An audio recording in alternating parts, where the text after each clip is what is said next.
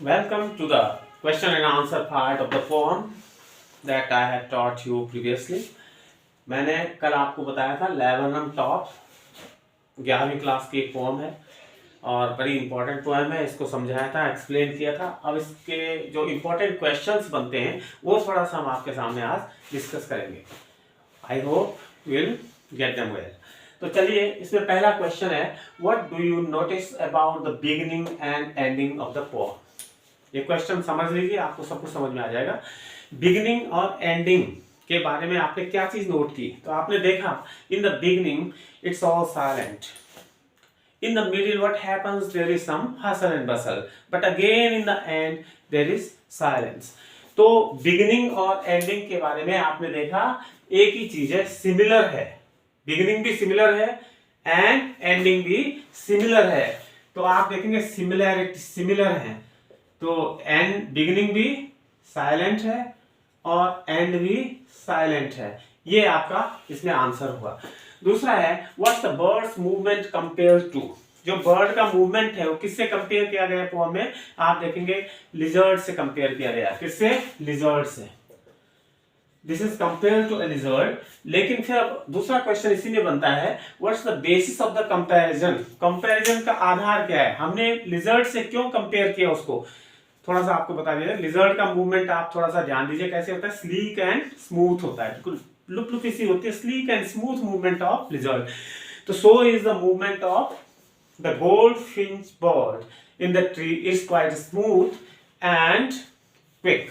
Smooth, sleek and quick, ऐसा movement है, इसलिए हमने लिजर्ड से उसको मूवमेंट को कंपेयर किया है। Third question, why is the image of the engine evoked by the poet.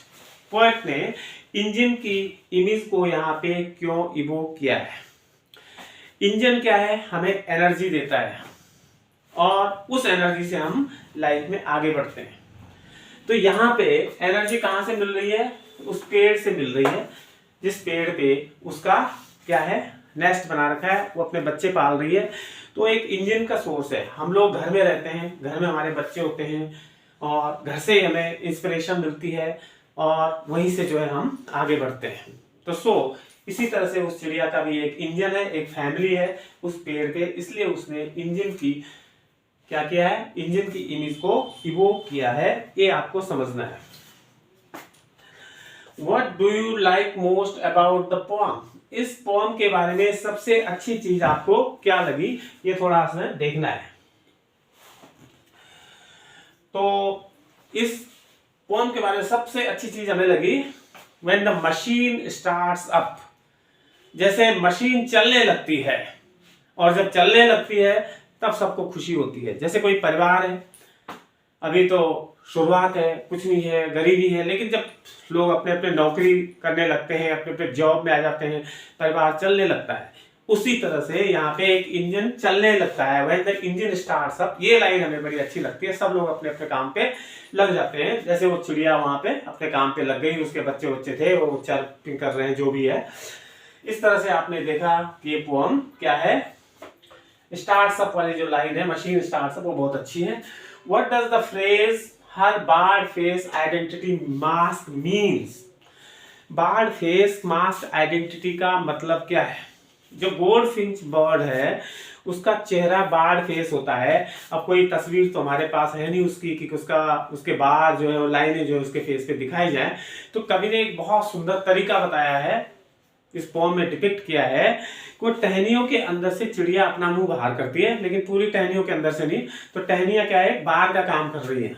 तो ये समझने के लिए कि उसका एक बार्ड फेस है, मास्क का काम भी कर रही है और बार्ड फेस है ना समझ में। तो जैसे ये माना चिड़िया का मुंह है, तो बाहर से टहनियां ऐसे दिखेंगी पेड़ की, तो बार्स बन गई है।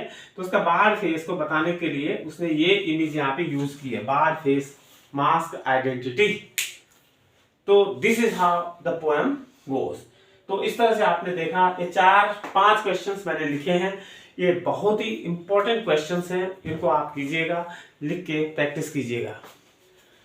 और अंत में आपसे रिक्वेस्ट है कि जो लोग इस चैनल में नहीं है उसको सब्सक्राइब करें, लाइक करें। हम आपके लिए अच्छे से लेसन देने की कोशिश करेंगे।